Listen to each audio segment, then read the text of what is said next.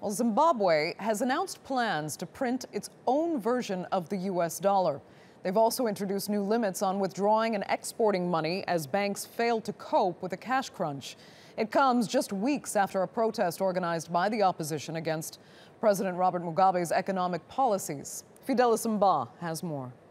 The maximum cash allowed to be taken out of this country, either in your bag or on a person, has been revised downwards from 5,000 to 1,000 US or 1,000 euro or 20,000 rands.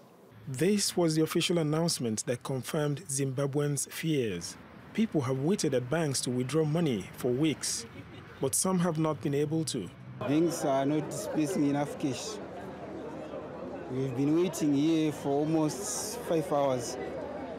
And the banks are giving a limited amount up to $400. From now on, I'll keep my money at home because it's difficult at the banks, and we have lost all the confidence in the banks. Zimbabweans prefer cash transactions despite alternative platforms.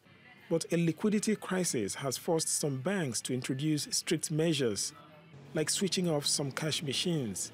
And after the introduction of a multi-currency system in 2009, financial institutions have another issue to deal with: the rise in demand for the US dollar. The problem that we are facing is shows that the multi-currency system is not functional. In the sense that, as we are aware, under the multi-currency system, we're supposed to be using 9 currencies. Right now, we're using only 1 currency, which is basically the US dollar. Zimbabwe has suffered years of economic decline. And as unemployment pushes people to seek work outside the country, the opposition continues to blame President Robert Mugabe. Mugabe is no solution to the crisis because he's too tired. President Mugabe, who has been in power for almost 36 years, intends to stand for re-election in 2018. Mugabe promises to revive the country's economy, but it's uncertain if he'll be able to hang on.